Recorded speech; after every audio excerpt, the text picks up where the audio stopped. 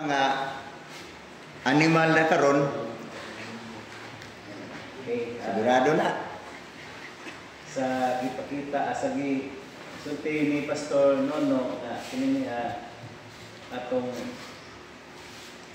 ma-develop pag-ayo nga ato kaugalingon kay una matupad nga atong kaugalingon gayud no una no si Satanas atong kalaban sunod ang atong kaugalingon. Una nga ang tema nato gani ngamin gani niya nga be blessed, be strong, and be blessed and be strong to conquer and expand your territory, being fruitful and multiply to fill these places with your own kind, thoroughly transform and conform into the image of Jesus Christ until He comes. Una sa ako, nabaksak ako na ba? Magwali ko. Pwede. Okay. No. Salamat kayo sa atong leader.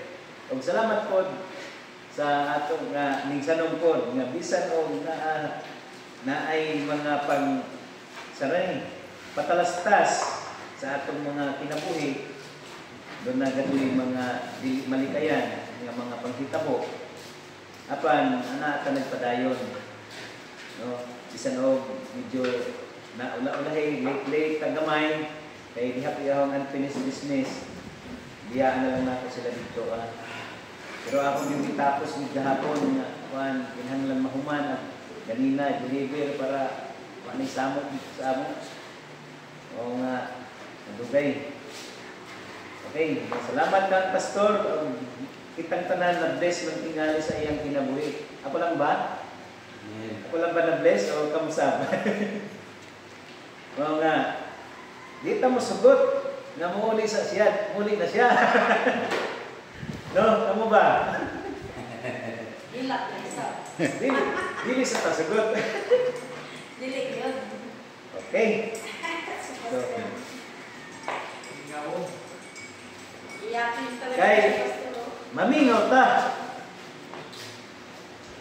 Kita diri ko sa sa Mateo sa iyang ni pandemya. Sa Mateo 28. Although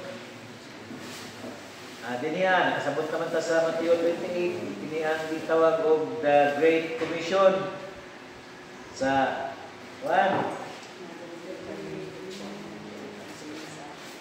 sa atong nasabtan sa labi na sa inyong mga nagtuon sa Bible School, the Great Commission ang gitawag ani nga Mateo 28 diniha sa sugod sa 18 to 20.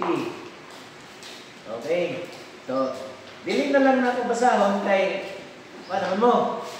Kumbaga, familiar na kayo mo, kumbaga basa na mo kayo nini. You're already soaked this word. Grabe na umog na din mo kayo ani. Okay. As sa atong mga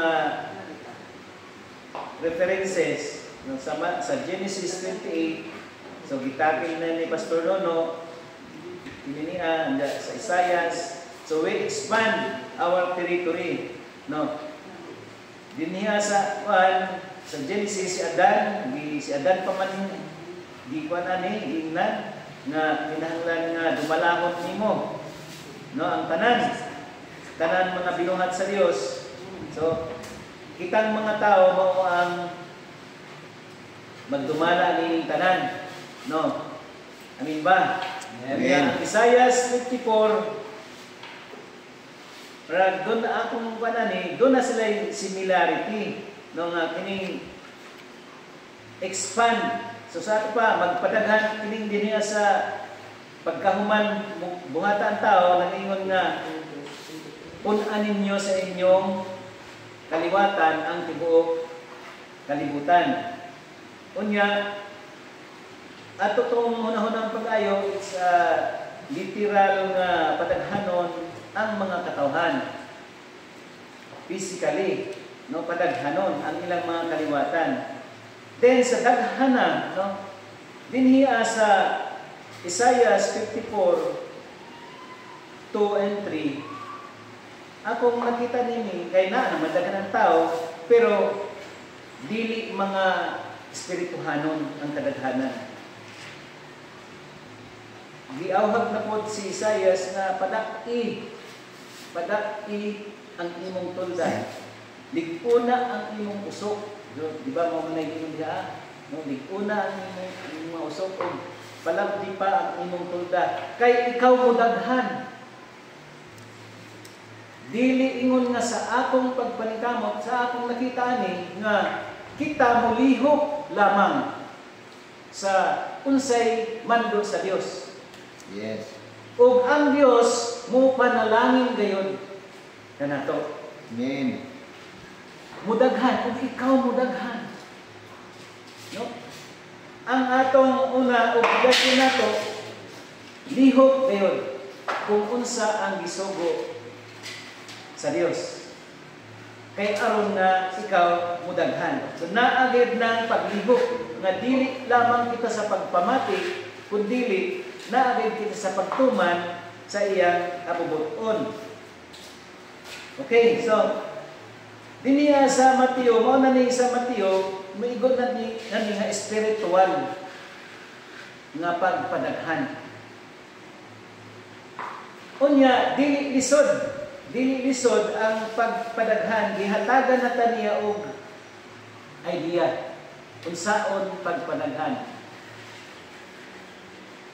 Una, gisultihan taniya nga ang tanang gahom sa langit ug sa yuta gihatag na. Diha kang Ginoong Hesukristo. Ang tanang kapamahalaan. Katupas yan na ang magbuot sa pagdumala as a king, as our king.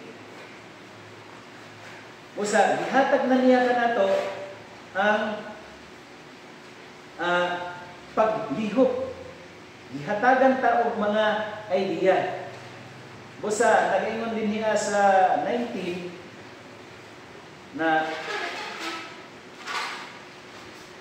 busa inyo sa inyong pagpanglakaw, himo ang tinun-an ang tanang kanasuran. Una, sa atong pagpanglakaw, una, himuon nga tinun-an.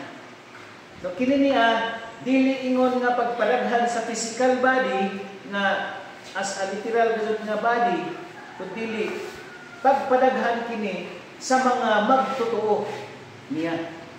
No? Sa inyong pagpanglakaw, himuang mga tinun-an. Unsaon man nato paghimog tinun-an ang mga katawhan. No? Mao kini nga iwali gayud ang iyang pulong. Dili gayud mahimo nga dili maiwali ang iyang pulong. Mao nga kanang atong mga ginabuhat karon bisan og mayon ang uban nga di naman na effective, namuhat kita sigon sa kabubuton sa Dios. Hunahuna raman na nila nga nila dili na effective. Effective man o dili, ningtuman kita sa kabubuton sa Dios. Walay problema. Effective ba ni Lord o dili? Basta kay gisugod ka. Ug ningtuman ka. Amen. Hallelujah. Busa kay ningtuman ka man, wala ka kahit dili ka malipay ang Ginoo. Kung malipay ang Ginoo, dili ka siya mo panalangin kanimo kanato. Panalangin gayud ang Ginoo kay ang matupagan sa panahon ni Moises na dili kinahanglan nga busalan ang baka samtang kini gigamit sa pagdiyo. Matupan ni Pablo, ang baka ra baday gyud na sa Dios. Ug dili ang iyang mga katawhan nga nagpamuhat sa iyang kabubuton. Usa kini niya dili na angay kita nga kabalakan Di nataan nga mabalaka. Unsa atong panginhanglan. Kay provided na kita sa Ginoo. Amen. Amen. Kami bitaw man ni magsalig. Nga naay mo hatag ko magkuan kinsa ba ang hatag namo kinsa ba. Pero naamang gayon. Di man gayon magkabsan. Yeah. Basta kapalit ka sa pagibas. Oh, nanay pangatag na mo debate. Naamang gayon. So ba? Ang Ginoo dili gayon mamakak sa iyang mga saad nga dili kaniya biyaan ug pasagdan. Sa ang ato lamang nga i-develop gayon nato ang atong kaugalingon sa pagtuo ug pagsalig sa atong Dios. Kay kung dili ganit ka na develop, unsaon man ang pag-develop sa uban? Unsaon man nato sila pagpatakod? Unsaon man nato pagpadaghan kung kita wa kay ma-develop sa atong kaugalingon? Na kita wa ta mosalig. Yes. Wa ko dili natin ipakita sa atong pagkinabuhi nga kita naa gyud tinuod sa mga totoo, nagtuo tinuod din ni salig ka sa gahom sa Dios, nagtuo gyud ang Dios mag-provide. Kanya duaw na ta dito, musta ka diha? Ay lagi. Hapon.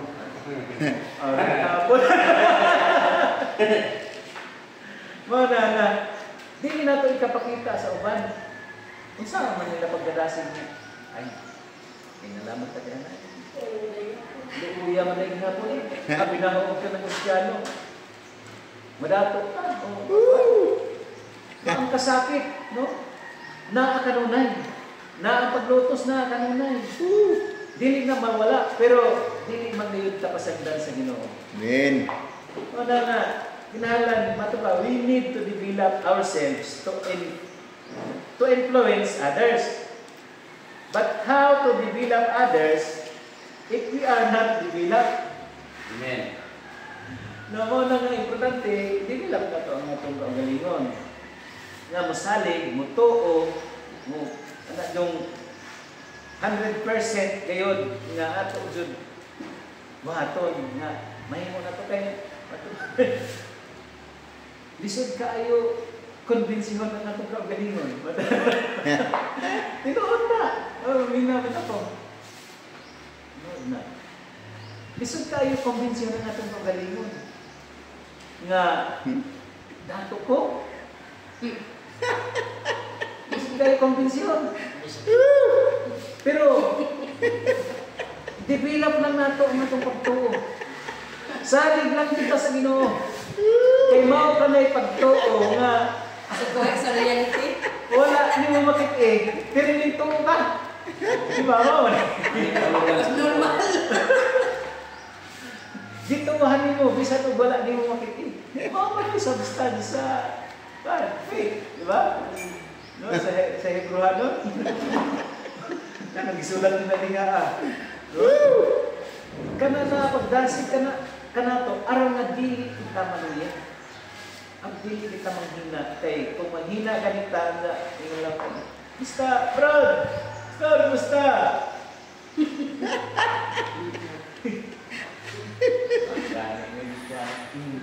Ay, bugas. Mga day kining dahil nagkuhan sa amo, dahil nag-mentor sa amo sa ka-teacher niya siya, kung usap po niya sa ka-leader dito sa GCSGO, and then Jesus Christ saves the world. Jesus saves the world. Ano ba ito? GCSGO. GCSGO. Outreach. Jesus Outreach ng Hilining Loud last kanina sa Cubao, 15 Avenue, no? Si Pastora Wing, no? Jesus Christ saves. Kalimut ko na lang masaka J. Global Outreach. Okay. Jesus Christ saves Global Outreach. So mo na GCSGO. So sila mo ay nag-train sa amo sa G12. Unya kay daghan mga pastor dito mga yatong panahon na nasa mga kuan nami mga 60 pastor siguro kami maglatigong pag nag-meeting dito. Karon kay hapit naman 150 kung magatigong sila dito. Arang daghan na. Ug mubalik muli ko dito hitugang ko. No arang na daghan na. Kay daghan sila mga blessing kada buwan na mo ilang madawat. Okay. Na may mga naghatag mga gikat sa lanasod, dai pan sa mga pastor. Sa unang panahon nga gamay pa may mga 60 pa may mga tagsaksako na bugas monthly. Sa anong nakadaghan pa na lang to mga 25 kung daghan pa gud diyan ang nag-supply ang nag-commit diyan gamay iabot na to tag 20. Karon iabot na lamang og siyam sa kilo. Kaya arang na madaghanan. Karuman, na ako'y mga kas. So, pan sila, kada bang dasig sila basta month na gani sa bigayan, pero sa mga normal na gani po nga kuhan, meeting, kanti. Napoy na. Muna nga, katong pag nagtudlo ganito si Pastor Awing, pas silang daghan mga igo. Daghan dilo yung pastor. Kamu pong mga pastor, kung naagan yung mangumusta sa inyo, ayaw kung mo pag-ingon nyo. Kami bayaran sa wala, kami bayaran. Bulasan na yung pagbayar. Kamu mo ay nagwali. Unsa ka maayo ang Dios. Kung unsa ka manghihatagon ang Dios. Kung unsa ka dato ang Dios. Ikaw nga anak sa Dios, pobre. Unsaon man nato makita. Unsaon man nila kakita sa atong giwali nga ang Dios maayo na nato. Kung ang atong kinabuhi, di nato ipakita nila nga kita bless sa atong Dios. Wala nakita na ang contrast ba? Ito mo. Kinahanglan na kita i-develop dyan nato ang atong pagbalingon, dili lamang sa pagtuo nga wala ko tayo buhaton. Muli ko ka, na ako kayo diskarte. Amen. Bisan ginagmay, pero ang Diyos na, kumbaga kan-interpret nato tumayra. Pero ang Diyos muli hipid na, manangahong isaligan diha sa Salmo 127. Ba't kinin ang poemen, murag pa ko kukab aning insan nga poemen. Ayon sa word din as poemen. Dito sa magandang balita kay murag ganahan ko itong word at itong mga kay ang Diyos maghatag kanila samtang tulog pa man to dito diyan sa Manilwe. Ningon din niya, gawas ko ang Ginoo ang magtukod sa balay, kawang lamang ang naghago niya itong mga magtukod. Ini. Gawas ko ng Ginoo magbantay sa verse 2, no? Kawang lamang ang inyong sayo nga pagbangon. Sa verse 2, kawang lamang ang inyong sayo nga pagbangon, ug dugay nga pagpahulay, magkaon sa pan sa kabudlay. Kay siya naghatag og pagkatulog sa iyang mga hinigugma. So murag isod kayo, murag kayo kini nga sa panatihon ba. Pero sa katong maayong balita, nagaingon dito kanabang sayang lamang ang pagmata ninyo sayo ug gabi na pong matulog tungod sa inyong pagpaningkamot, tungod kay ang Dios nagasangkap sa iyang mga hinigugma samtang siya tulog pa. Amen. So mao to ang yes. pandituan. Hallelujah. Mao to ang dinhi sa poemen kay marmag lahi no. Ningon din niya, ug dugay nga mupahulay magkaon sa pan sa kabudlay. Kay siya naghatag og pagkatulog sa iyang mga hinigugma. Katong sa version murag ganahan ko ang mga kay ang Dios nagsangkap kanila samtang sila tulog pa. Ato pa. Ang nato, relax lang. Normal lang ang imong paglihok-lihok ka mo. Kuan, murag isaburan, murag watingan, butang ang asingan. Relax. Normal lang ang atong paglihok sa pagpaningkamot. Normal lang. Kaya nga naman, ang Ginoo na nagtanaw ka na ito. Basta ibay siya sa atong paninunglan. Basta i-develop din na ito ang itong pagtuo, pagsalig, iha ka niya. As a kingdom, siya man ang hari, siya man ang nag-supply sa tanang panginahanglanon, sa tanang niya mga ginsakupan. Muna nga atong tuhan sa ligan, nga ang Diyos sa kanunay mo provide gayon sa ato. No? Amen. O atong usahon diri sa 28. No? Sa na pagsakop. Una, no, busa sa inyong pagpanglakaw hinuang tinun-an ang tanang kanasuran.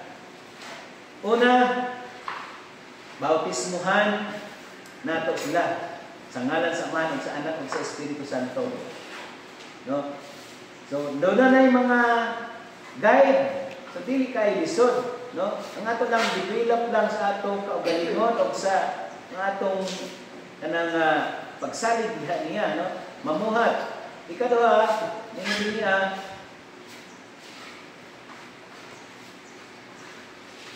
medyo nalabo ang mata.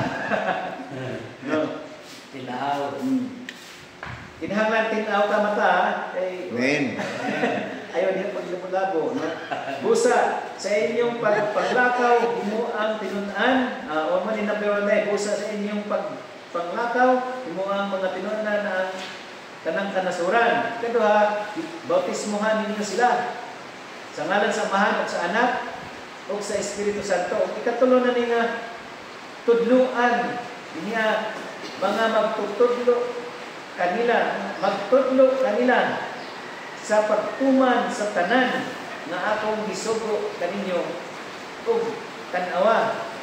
Promise na din sa ikapat, tanawa ako magauban kaninyo kanunay hangtod sa katapusan sa kalibutan. So, una, nagihimo na itong tinunan, kita usa kita nahimo nga tinunan, una gayon, dawat na kang Ginoong Hesus. Sa pagdawat na ito kang Ginoong Hesus, pinahanglan,